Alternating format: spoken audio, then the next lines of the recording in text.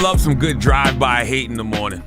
Salute to our guy Brandon. Brandon's one of our producers. Brandon's a producer, right? Yes. And you got on some. Come here, Brandon. Come here. What are you hating on? What you go? You hating on him? Come here, Brandon. Come here, Brandon. I walk by fast and hit him too. I just hit him and kept Hit him with moving. what? What'd you say? Like, sure, Brandon got the. Sure, what kind of J's are those, Brandon? What kind of J's are those? What are those? These 11s. These 11s. The 11s, the white and black patent leather 11 J's, right? What's wrong with the Concord? No, the Concords. I walk by and I go, yo, them J's clean, but they fake. They fake? No. You got fake? Yeah, they fake. These are ordered off. Nah, don't try to show us the skew. Don't try to show us the skew. So many skews. Wow. So for you guys that don't know, we used to work on Canal Street by Canal Street, and I guess that's where you got them from because they sell a lot of the fake sneakers there. Yo, I can see the ass crack in his Jordan, Yo, man. shut That's how up, I know man. his Jordan logo got an real. ass crack in it. That's how I know they not real. They but they real. clean though. They look fresh. You stupid. Let's get to the rumors. Let's talk Diddy. Rumor has it, rumor has it. Call out a name, or you gossiping, or you chatty All right, patty. I'm gossiping. This is the Rumor Report. I mean, I guess we on the Breakfast Club. This is where the tea spills, right? Right.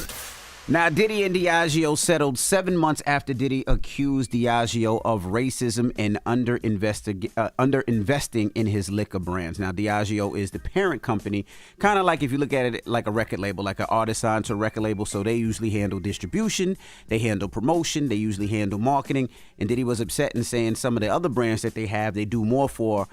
And they don't do the same for mine. So they reached an agreement. And yesterday, Diageo said, Mr. Combs has withdrawn all his allegations about Diageo and will voluntarily dismiss his lawsuits against Diageo with prejudice. Diageo and Mr. Combs have no ongoing business relationship, either with respect to Ciroc Vodka or De Leon Tequila, which Diageo now solely owns. So Diddy has nothing to do with Ciroc and De Leon anymore. Not anymore, no. So basically, they either bought him out or settled the lawsuit, basically. Correct.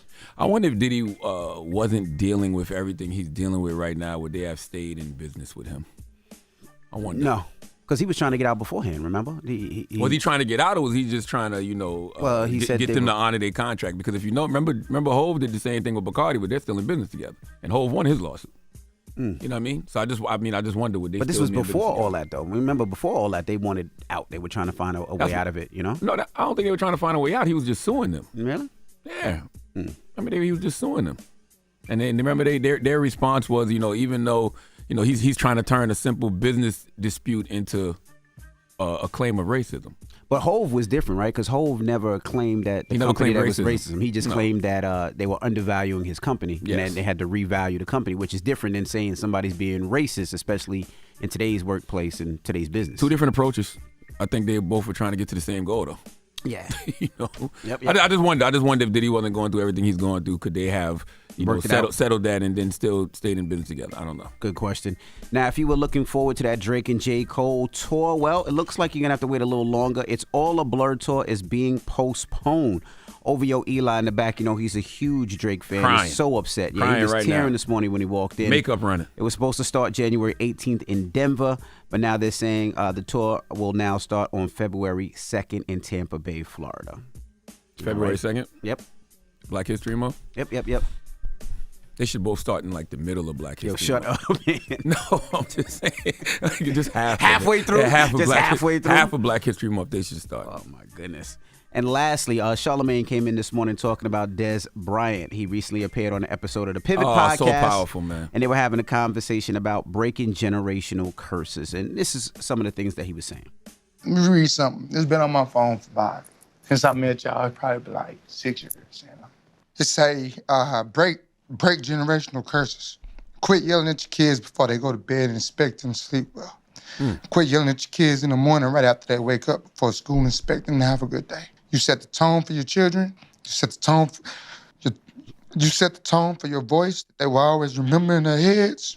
You become their inner voice. Don't be their inner critic. Speak life, speak love, speak bravery, kindness and hope. Speak wisdom and truth. Most of all, listen to your children. I never had none of that. I get that to mine. And that's my number one priority. I follow that. That's how I break it. And I do it. I live it. Man, drop all the clues bombs for Des Bryant, man. Salute to everybody at the Pivot, man. Ryan Clark, Fred Taylor, Channing Crowder. That conversation, I don't know if y'all have listened to the whole thing yet, but it's so powerful.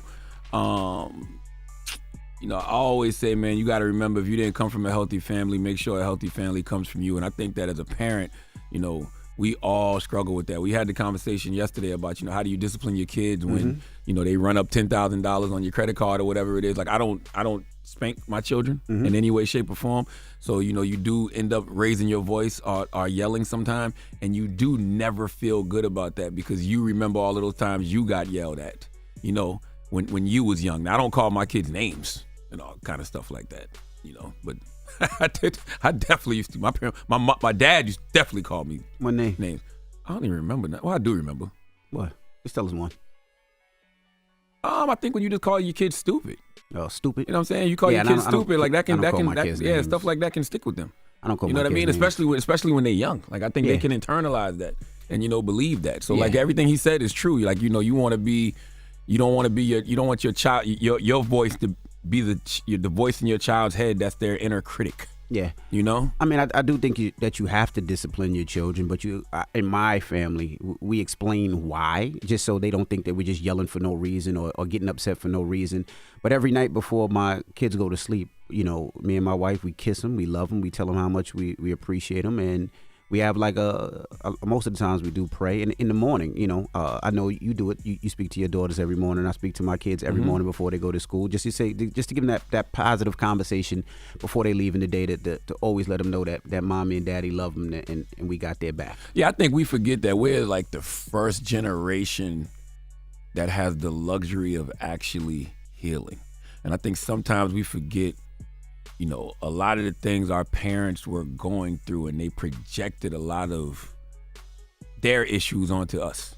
So the pain and the hurt they might have been dealing with, they projected on us. So you just got to make sure you're not doing that. You got to make sure that whatever you're going through in your personal life, you're not projecting onto absolutely your children. Like, which is very difficult at times because people are stressed out. There's so much going on in this world, but you just got to remember that what you're going through, you don't want to push that to your kids. And if your parents are still alive, I would say have those conversations to understand why. I mean, 6 o'clock this morning, my dad texted me to make sure I made it to work all right because the roads were icy and nasty, and he does that each and every morning to just make sure, and that gives me that positive feeling each and every morning. So I think we all got to remember the fourth agreement for Don Miguel Ruiz, which is always do your best, and remember what Des Bryant said just now. Like, go find that clip, write those words down, and constantly repeat them to yourself if you're a parent. And most importantly, like I always tell y'all, go do the work on yourself. Okay, go sit down with a therapist, go sit down with a psychiatrist. Go do the work on yourself so you can deal with whatever pain and trauma you got going on, so you don't project that